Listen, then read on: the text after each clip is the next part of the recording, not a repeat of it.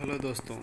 अब हम शॉर्ट में समझने की कोशिश करेंगे लिमिटेशन एक्ट 1963 को। ये बहुत ही छोटा सा एक्ट है, लेकिन ये बहुत ही इम्पोर्टेंट एक्ट है। और इसी से डिटरमाइन होता है कि आप कितने पीरियड में, अगर आपके किसी लीगल राइट का वायलेशन होता है तो आप उससे रेमेडी ले सकते हैं। तो इस एक्ट में बेसिकली 32 सेक्शंस हैं, आप देख सकते हैं यहाँ पर 32 सेक्शंस हैं। और उसके बाद एक शेड्यूल दी रखी है जिसमें हर हर रेमेडी के लिए दिया हुआ है कि कितना लिमिटेशन पीरियड उस पर होगा। ओके, तो अब हम वन बाय वन चलते हैं। क्या स्ट्रक्चर है इसके, पहले इसकी स्कीम को समझते हैं। और पार्ट 1 प्रीलिमिनरी है, उसमें सेक्शन 1 एंड 2 है। और पार्ट 2 में limitation of suits, appeals and applications हैं, ये सेक्शन 3 से लेके 11 तक है। उसके बाद पार्ट 3 है, वो computation of period of limitation की बात करता है, इसमें सेक्शन 12 से लेके 24 हैं। और पार्ट 4 है वो acquisition of ownership by possession, इसमें 3 सेक्शंस हैं, 25, 26, 27। ये एक तरह से ये जो 3 सेक्शंस है ये आपका सब्सटेंटिव लॉ टाइप के सेक्शंस हो जाती हैं। और लास्ट पार्ट है 5 मिसलेनियस, इसमें सेक्शन 28 से लेकर 32 है। इसको हम ज़्यादा डिटेल में नहीं पढ़ेंगे, हम स्टडी करेंगे ब्रीफ में फास्ट 27 सेक्शंस तक, जो सबसे ज़्यादा इम्पोर्टेंट है। ये तो अब सबसे पहले देखते हैं कि इस एक्ट का ऑब्जेक्टिव क्या है। इस एक्ट का ऑब्जेक्टिव है an act to consolidate and amend the law for the limitation of suits and other proceedings and for purposes connected therewith. ठीक है जी, बहुत सिंपल है, इसमें समझने जैसा कुछ नहीं है। और इस एक्ट सेक्शन 1 में लिखा है, हमेशा की तरह इसमें लिखा हुआ है, इस एक्ट का नाम 1963 है। और it extends to whole of India. Jammu and Kashmir reorganisation act 2009 के 19 के बाद ये पूरे इंडिया में लागू होता है, जम्मू कश्मीर में भी लागू होगा। और अब इसके डेफिनेशन वन बाय वन ले लेते हैं। सेक्शन ए में है एप्लीकेंट की डेफिनेशन है, और ए आपको रिजेंबल हो रहा है इसलिए आपको सेक्शन वैसे भी याद रहेगा। एप्लीकेंट में 3 तरह के लोग शामिल होते हैं। पहला है पिटिशनर इंक्लूड होगा। दूसरा एनी पर्सन फ्रॉम और through whom an applicant derives his right to apply, जिस व्यक्ति से किसी को अप्लाई करने का राइट प्राप्त होता है वो भी एप्लीकेंट की डेफिनेशन में आएगा। और any person whose estate is represented by the applicant as executor, administrator और अदर रिप्रेजेंटेटिव। ठीक है, यानी एनी पर्सन हुज एस्टेट, कोई भी ऐसा व्यक्ति भी एप्लीकेंट है जिसकी एस्टेट, जिसकी संपत्ति को रिप्रेजेंट करता है कोई भी एप्लीकेंट, किस तरह से, एज एन एग्जीक्यूटर और एडमिनिस्ट्रेटर और रिप्रेजेंटेटिव, प्रतिनिधि या प्रशासक के रूप में। ठीक है, सब सेक्शन बी है एप्लीकेशन। एप्लीकेशन में पिटिशन भी शामिल है। सी है bill of exchange. Bill of exchange में हुंडी और चेक भी शामिल है। डी है bond. Bond includes any instrument whereby a person obliges himself to pay money to another. मतलब बॉन्ड एक ऐसा इंस्ट्रूमेंट है जिसमें एक व्यक्ति अपने आप को ओब्लाइज करता है अपने कि वो किसी को मनी देगा, मतलब पैसे का भुगतान करेगा ऑन अ कंडीशन। एक शर्त है इसके अंदर, इस शर्त पे कि that the obligation shall be void if a specified act is performed, कि वो ऑब्लिगेशन नल एंड वॉइड हो जाएगा अगर कोई पर्टिकुलर जो शर्त उसके अंदर लिखी वो पूरी हो जाती है, और इज़ नॉट परफॉर्म्ड, या पूरी नहीं होती, जो भी इसमें शर्त हो, एज द केस में भी। या आपने एक नॉर्मली एग्जांपल इसका एम्प्लॉयमेंट बॉन्ड में भी होता है, उसमें लिखा होता है कि 5 साल तक बॉन्ड, 5 साल का बॉन्ड अगर वो बॉन्ड में रहा, कंप्लीट कर लिया तो वो मनी रिफंड मिल जाएगा, अदरवाइज वो फॉरफिट कर लिया जाएगा। उस तरह से ही इसमें ऑब्लिगेशन अपने ऊपर लिया जाता है। बॉन्ड खत्म। नेक्स्ट है डिफेंडेंट। डिफेंडेंट की इंक्लूड्स, डिफेंडेंट के डेफिनेशन में क्या होगा, डेफिनेशन इंक्लूसिव डेफिनेशन है। ए है 1 एनी पर्सन फ्रॉम और through whom a defendant derives his liability to be sued. कोई भी व्यक्ति जिससे कि डिफेंडेंट के ऊपर लाइबिलिटी आती है सू होने की, उसके ऊपर बात चलने की। दूसरा है इसके अंदर any person whose estate is represented by the defendant as executor, administrator और अदर रिप्रेजेंटेटिव। कोई भी ऐसा व्यक्ति जिसकी संपत्ति को डिफेंडेंट के एक एग्जीक्यूटर या प्रशासक या प्रतिनिधि के रूप में रिप्रेजेंट करता है। एफ है ईजमेंट। ईजमेंट होता है सुखाधिकार। इसमें includes a right not arising from a contract. इसमें ऐसा ही अधिकार शामिल है जो किसी कॉन्ट्रैक्ट से अराइज नहीं होता है। कॉन्ट्रैक्ट से अराइज होगा तो कॉन्ट्रैक्ट अधिकार होगा, राइट होगा। So, easement includes a right not arising from a contract by which one person is entitled to remove and appropriate for his own profit any part of soil belonging to another or anything growing in or attached to or subsisting upon the land of another। ये किसी और के land के ऊपर ही होता है। और एक ऐसा राइट है जो कि कॉन्ट्रैक्ट से अराइज नहीं हो रहा है और उस अधिकार के द्वारा 1% इज एंटाइटल्ड, उस व्यक्ति के पास अधिकार होता है कि किसी और व्यक्ति को उस सोइल यानी उस मिट्टी या उस ज़मीन से जो कि किसी और की है उसको उससे बेदखल करने का, उसमें उसको प्रयोग नहीं करने देने का। ठीक है। और जी है foreign country means country, Bharat के अलावा कोई भी देश है तो फॉरेन कंट्री हो जाएगा।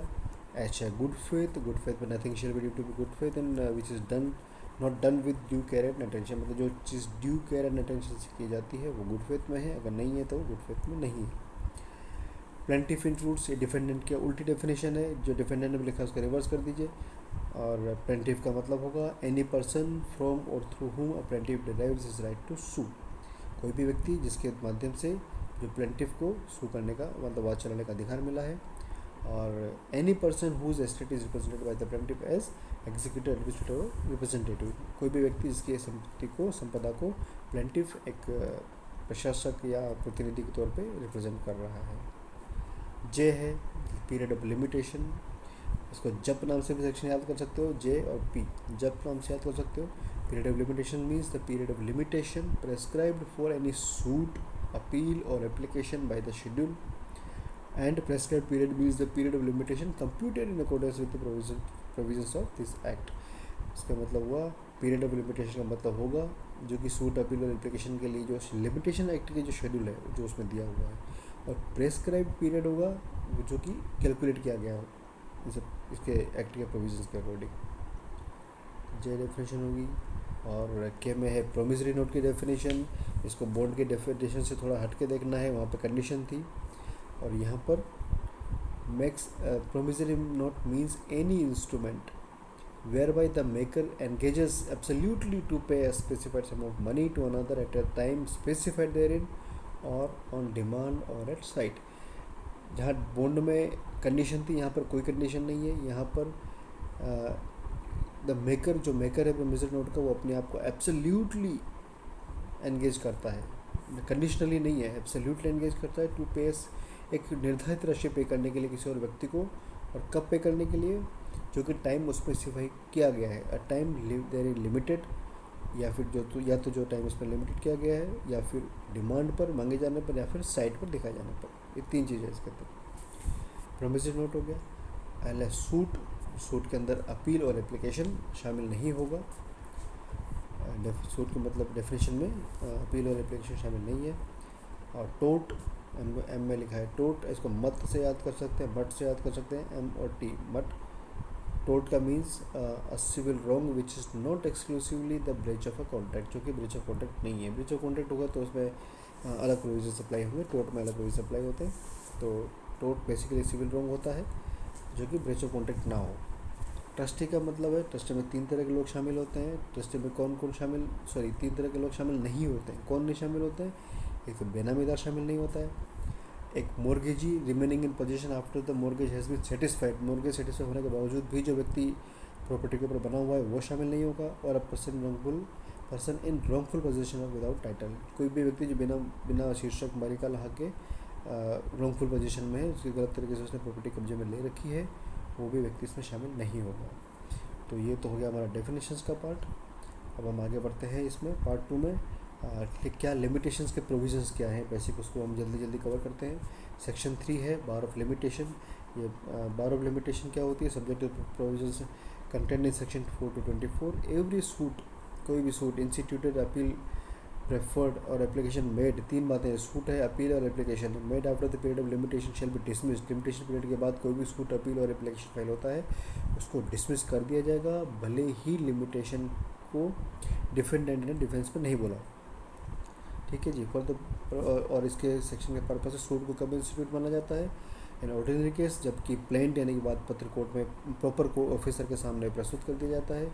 और कोई जैसे कोई पॉपर केस है, कोई गरीब आदमी वाला केस है, पॉपर सिविल में पढ़ा होगा आपने, तो when his application for leave to sue as a pauper is made, जब वो पॉपर के रूप में सूट फाइल करने के लिए अपनी एप्लीकेशन कोर्ट में दाखिल करता है, उस दिन सूट इंस्टीट्यूट माना जाएगा।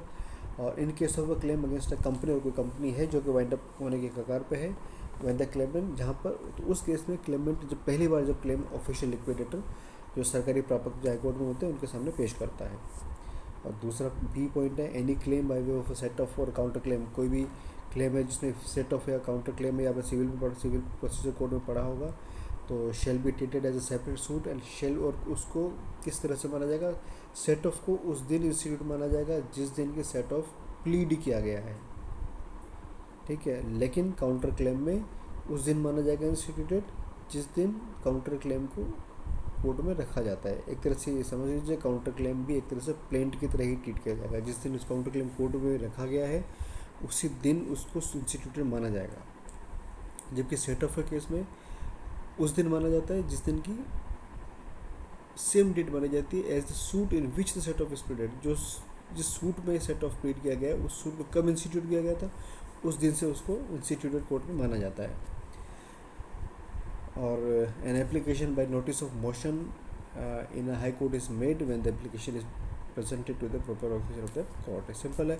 और चौथा है सेक्शन 4 है expiry of prescribe period when court is closed, ये सिंपल है, जिस दिन कोर्ट क्लोज्ड है तो जिस दिन कोर्ट ओपन होगा उस दिन आप उसको फाइल कर सकते हो।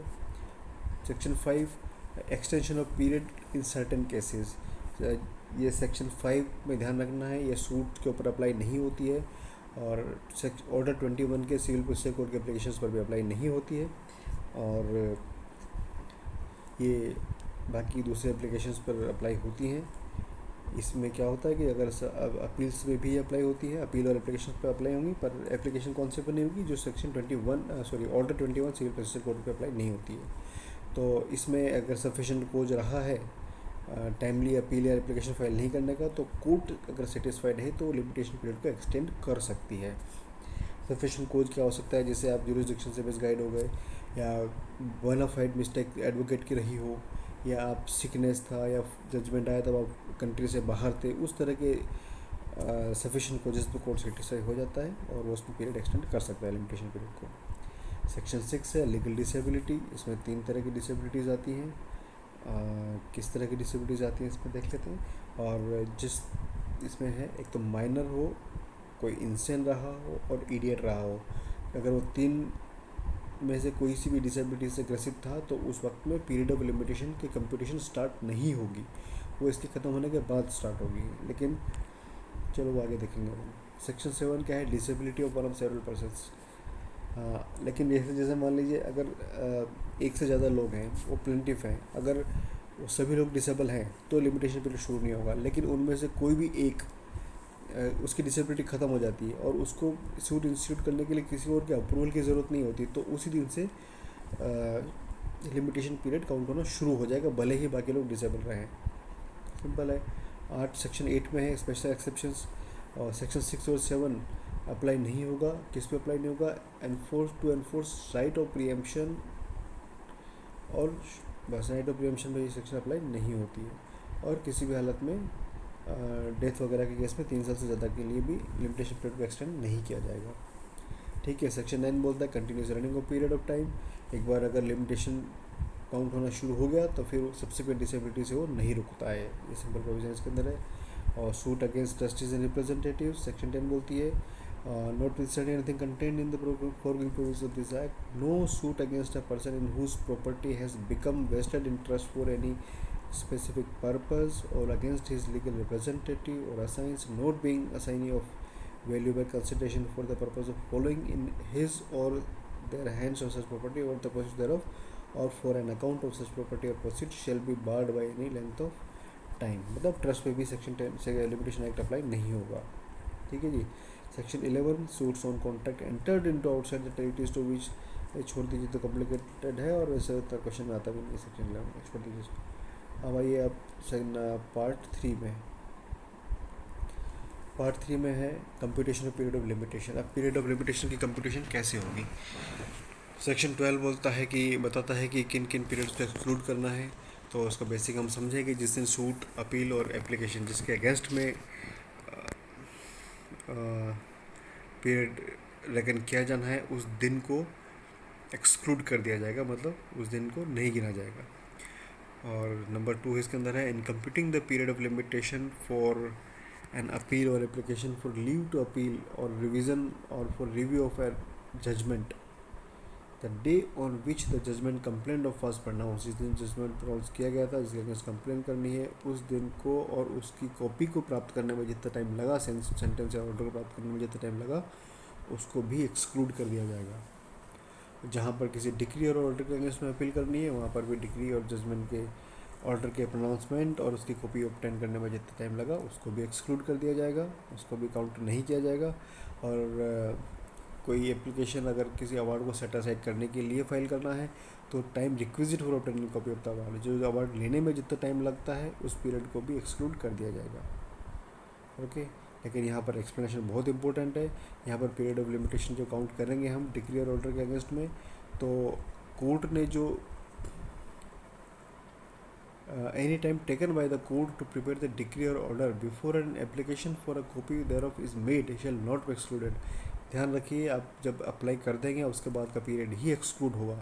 और आपके एप्लीकेशन फाइल करने से कॉपी, जो अवार्ड की कॉपी लेने के लिए जब हम एप्लीकेशन फाइल करते हैं, उस एप्लीकेशन फाइल करने से पहले अगर कोर्ट ने कोई टाइम लिया है उसको बनाने में या इशू करने में, तो वो लिमिटेशन पीरियड से एक्सक्लूड नहीं होगा।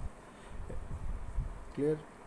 Section 13, exclusion of time in cases where leave to sue or appeal as a pauper is applied for. जहाँ पर पॉपर एक गरीब इंडिजेंट पर्सन की तरह सूट फाइल करने के लिए एप्लीकेशन फाइल किया गया था, वहाँ पर उस एप्लीकेशन के डिस्पोज ऑफ होने में जितना टाइम लगा, उस पीरियड को भी एक्सक्लूड कर दिया जाएगा, उसमें भी लिमिटेशन पीरियड अप्लाई कैलकुलेट नहीं होगा।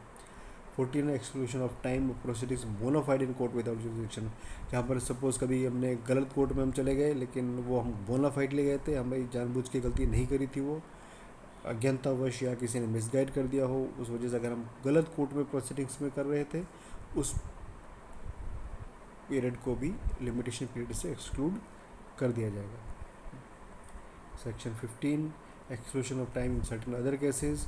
In computing the period of limitation of any suit or application for the execution of a decree, the institution or execution of which has been stayed, जहाँ पर एक डिक्री एग्जीक्यूशन के लिए हमें application file करना है, और वहाँ पर अगर डिक्री के एग्जीक्यूशन को कोर्ट ने स्टे कर दिया था, तो जितने टाइम वो स्टे इफेक्टिव रहा, उस पीरियड को एक्सक्लूड कर दिया जाएगा, उसको बाहर निकाल दिया जाएगा, उसको काउंट नहीं करेंगे लिमिटेशन में। ठीक है जी। और in computing the period of limitation for any suit of which notice has been given or for which the previous consent or sanction of government or any other authority is required in accordance with the requirement of any law for the time being in force, the period of such notice or as the case may be the time required for obtaining such consent और sanction shell be excluded. Simple से बात है, अगर किसी suit के लिए अगर किसी गवर्नमेंट का प्रायर सेंक्शन पूर्व अनुमति की आवश्यकता होती है, तो उस पूर्व अनुमति को लेने में जो समय लगा, उस समय को भी हम इसमें से एक्सक्लूड कर देंगे, उसमें भी लिमिटेशन पीरियड लागू नहीं होगा, कैलकुलेट नहीं होगा। थर्ड है, in computing the period of limitation for any suit or application for execution of a decree by any receiver or interim or receiver appointed in proceedings for the adjudication of a person as an insolvent or any liquidator or a provisional liquidator appointed in proceedings for the winding up of a company, the period beginning with the date of institution of such proceedings and ending with the expiry of 3 months from the date of appointment of such receiver or liquidator as the case may be shall be excluded। जहाँ पर कोई ऐसा matter हो, जहाँ कोई व्यक्ति insolvent हो रहा है या लिक्विडेटर अपॉइंट हो गया है वाइंडिंग अप केस में, तो वहाँ पर जितने पीरियड के लिए कोर्ट से रिसीवर या लिक्विडेटर अपॉइंट हुआ, जितने पीरियड के लिए वो रहा, उस पीरियड को और उसके बाद के 3 महीने उसके पीरियड रिसीवर या लिक्विडेटर का टर्म ख़त्म होने के बाद भी 3 महीने तक का पीरियड भी लिमिटेशन पीरियड से एक्सक्लूड कर दिया जाएगा, उसमें भी लिमिटेशन पीरियड की कंप्यूटेशन नहीं होगी। और in computing the period of limitation for a suit for possession by a purchaser at a sale in execution of a decree, the time during which a proceeding to set aside the sale has been prosecuted shall be excluded। जैसे मान लीजिए कोई auction में किसी ने कोई भी चीज़ खरीदी है, और उस सेल और जो तो उस डिक्री के अगर उस सेल को सेट असाइड करने में कोई प्रोसीडिंग्स हुई, तो उस सेट असाइड की प्रोसीडिंग्स को भी लिमिटेशन पीरियड से एक्सक्लूड कर दिया जाएगा। और in computing the period of limitation for any suit, the time during which the defendant has been absent from India, ये बहुत इंपॉर्टेंट है, and from the territories outside India under the administrator of the central government shall be excluded. अगर कोई व्यक्ति suit के दौरान अगर central government के एडमिनिस्ट्रेशन में भारत से बाहर रहा है, उस पीरियड को भी लिमिटेशन पीरियड की कैलकुलेशन से एक्सक्लूड कर दिया जाएगा। और नेक्स्ट पॉइंट है section 16, effect of death or before the accrual of the right to sue. Simple सी बात है, अगर राइट टू सू एक्रू हो चुका है, उसके बाद अगर डेथ होती है तो, और उससे पहले लिमिटेशन पीरियड स्टार्ट हो चुका है, मतलब बाकी जो उसमें हितबद्ध लोग हैं या रिप्रेजेंटेटिव हैं वो अगर डिसेबल नहीं थे तो लिमिटेशन पीरियड काउंट होना शुरू हो जाएगा। लेकिन अगर लिमिटेशन पीरियड काउंट होना शुरू होने से पहले ही जिस व्यक्ति के पास राइट था सू करने का, उसकी डेथ हो जाती है और उसके जो डिसेंडेंट है या उसके जो रिप्रेजेंटेटिव लीगल रिप्रेजेंटेटिव्स हैं वो अगर डिसेबल हैं तो लिमिटेशन पीरियड काउंट होना शुरू नहीं होगा। लेकिन जैसे ही उनकी डिसेबिलिटी सीज होती है, जैसे ही उनकी डिसेबिलिटी ख़त्म होती है, वैसे ही लिमिटेशन पीरियड काउंट होना शुरू हो जाएगा। सेक्शन 17 में इफेक्ट ऑफ फ्रॉड और मिस्टेक है। यहाँ इस बात है, अगर फ्रॉड और मिस्टेक की वजह से किसी जो व्यक्ति सूट फाइल करना चाहता है उसको उस अधिकार का ज्ञान नहीं था, या डिफेंडेंट के फ्रॉड की वजह से वो किसी को ऐसा डॉक्यूमेंट था जो डिफेंडेंट ने छुपा रखा था जिससे कि प्लेंटिफ को अधिकार मिलता कि वो सूट फाइल करे, तो जिस पीरियड तक डिफेंडेंट की वजह से प्लेंटिफ को उस अधिकार का ज्ञान, अपने राइट टू सू का ज्ञान नहीं हुआ, या सूट और application is based upon the fraud of the defendant और रिस्पोंडेंट और इज एजेंट। जहाँ पर सूट और एप्लीकेशन बेस्ड है किसके ऊपर, फ्रॉड ऑफ द डिफेंडेंट और रिस्पोंडेंट, डिफेंडेंट या उसके एजेंट के ऊपर बेस्ड है, या नॉलेज ऑफ द राइट और टाइटल ऑन विच सूट और application is founded is concealed by the fraud of, knowledge of the right और राइट, जिससे कि अभी बताया था मैंने सिंपल शब्दों में, राइट और title on which application is founded, जिस अधिकार के ज्ञान, जिसके नॉलेज के ऊपर सूट और एप्लीकेशन बेस्ड है, वही छुपा लिया गया था फ्रॉड करके किसने, डिफेंडेंट ने। और किसी मिस्टेक की कंसिक्वेंसेस में, मिस्टेक के परिणाम से राहत पाने के लिए कोई सूट और अगर एप्लीकेशन फाइल करनी है ना, और where any document necessary to establish the right of the plaintiff for applicant has been prudently concealed, already बता चुका हूँ, डॉक्यूमेंट जो नेसेसरी था राइट को एस्टेब्लिश करने के लिए प्लेंटिफ का, वो कपट से छुपा लिया था किसने, डिफेंडेंट ने। तो period of limitation shall not begin, period of limitation तब तक शुरू नहीं होगा जब तक कि प्लेंटिफ या एप्लीकेंट ने डिस्कवर कर लिया हो द फ्रॉड और मिस्टेक को डिस्कवर कर लिया हो, मतलब फ्रॉड और मिस्टेक डिस्कवर हो जाए उसके बाद ही लिमिटेशन शुरू होगा पीरियड, अदरवाइज लिमिटेशन पीरियड शुरू नहीं होगा। सिंपल प्रोसेस बात का ये है। सेक्शन 18 है effect of acknowledgement in writing. Acknowledgement in writing का मतलब है कोई अगर किसी के ऊपर कोई डेट है, अगर वो राइटिंग में, लिखित में अगर उसमें साइन कर देता है लिमिटेशन पीरियड ख़त्म होने से पहले, तो लिमिटेशन पीरियड फिर से काउंट होना स्टार्ट हो जाता है। तो effect of limitation in writing हो गया है। अब आता है section 19, effect of payment on account of debt और इंटरेस्ट ऑफ लेगेसी। अगर किसी के ऊपर कोई डेट है और वो लिमिटेशन पीरियड ख़त्म होने से पहले उस डेट के ऊपर पेमेंट कर देता है या उसमें इंटरेस्ट का पेमेंट कर देता है, तो ये भी एक तरह से एक्नॉलेजमेंट ही हो गया और लिमिटेशन पीरियड फिर से काउंट होना स्टार्ट हो जाएगा। Section 20, effect of payment or acknowledgement or payment by another person.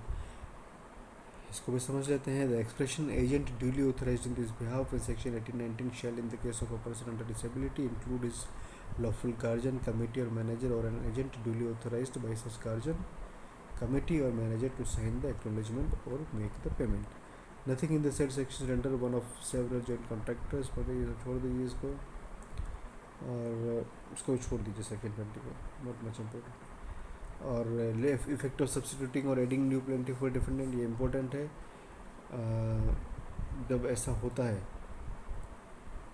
Where after the institution of a suit a new plaintiff for defendant is substituted or added, the suit shall as regards him be deemed to have been instituted when he was so made a party।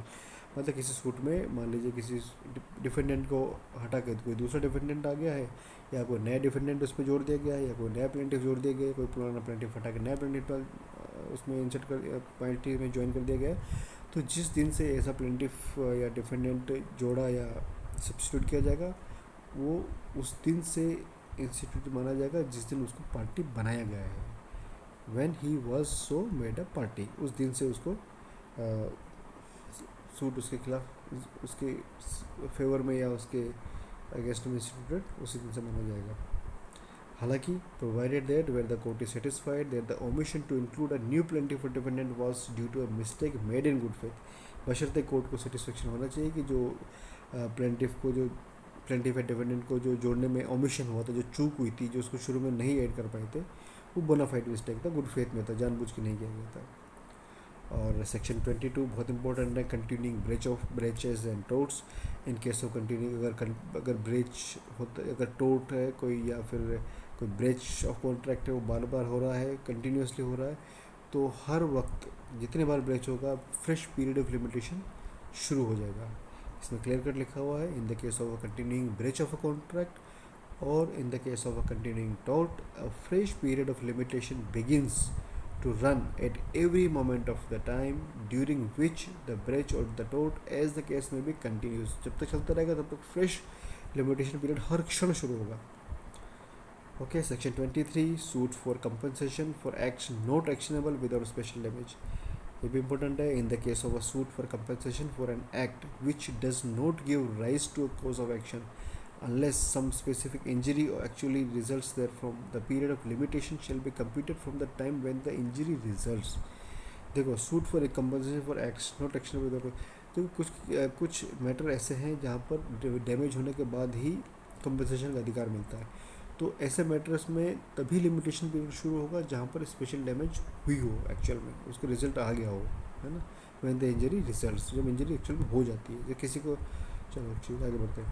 Section 24 computation of time mention in instrument. जो instrument होते हैं वहाँ पर इस act के purposes से उनको Gregorian calendar के रेफरेंस में माना जाएगा, मतलब जो जनवरी फरवरी मार्च हमारा कैलेंडर है वो उसके हिसाब से उसको कैलकुलेट किया जाएगा इंस्ट्रूमेंट्स को। अब आता है part 4, acquisition of ownership by possession. तो अब सेक्शन 25 में बहुत सिंपल है, अगर किसी व्यक्ति के पास कोई प्रॉपर्टी है, वो उसमें 20 साल तक उसके पोजीशन में है, बीच में कोई इंटरप्शन नहीं हुआ है और कोई किसी ने ऑब्जेक्शन नहीं किया, नॉन स्टॉप यूज़ किया है उसने, तो प्रिस्क्रिप्शन से उसको उसके ऊपर अधिकार मिल जाएगा। अब ये प्रॉपर्टी क्या होगी? इस प्रॉपर्टी एक तरह से ये डायरेक्ट प्रॉपर्टी नहीं है, ये है यूज़ ऑफ लाइट, प्रकाश, एयर, वे, रास्ता और कोई वाटर कोर्स, वो उस तरह के प्रॉपर्टी एक तरह से ये टेंजिबल है, लेकिन ये डोमिनेंट हेरिटेज पर नहीं होती, ये डोमिनेंट हेरिटेज से जुड़ी होने के कारण उनको प्रॉपर्टी मान लिया जाता है।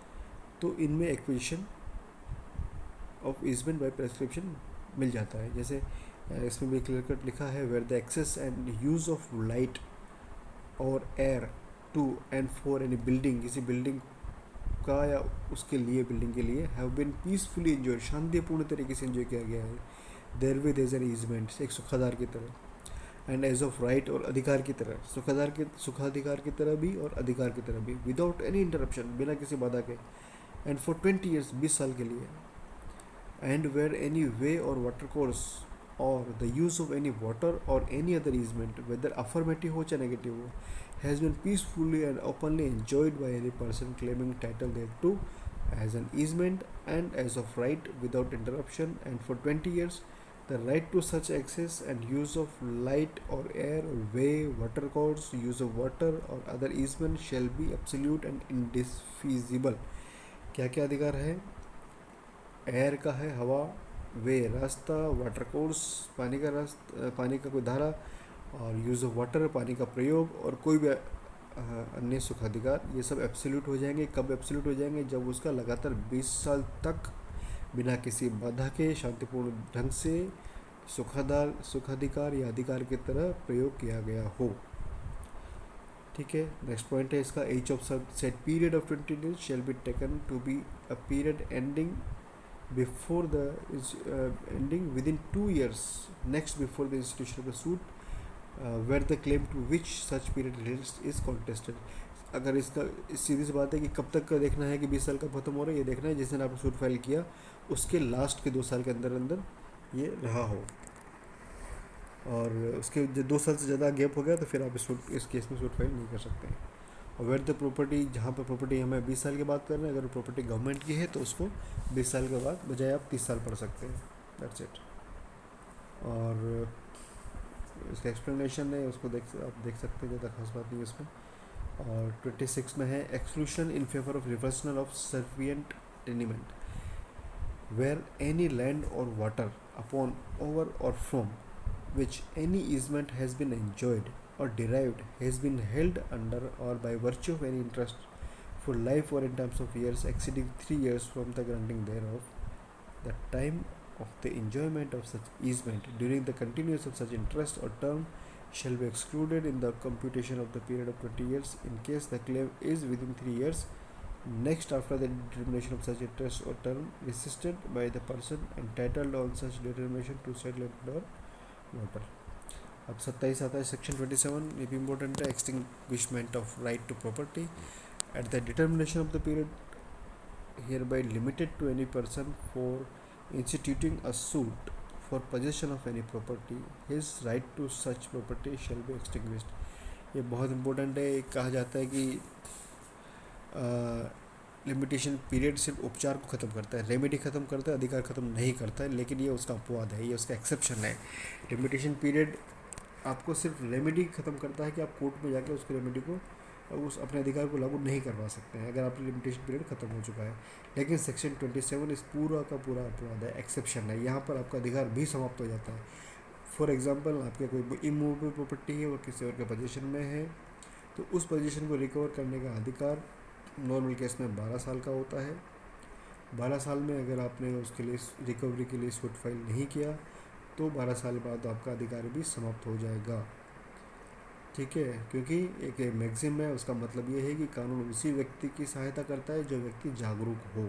सो रहे व्यक्ति के लिए कानून भी कोई सहायता नहीं करता है। ठीक है, तो ऐसे सेक्शन 27 के केस में राइट भी आपका एक्सटिंग्विश हो जाएगा अगर आपने उसका प्रॉपर्टी के पोजीशन से रिलेटेड है और आपने लिमिटेशन पीरियड के अंदर सूट फाइल नहीं किया।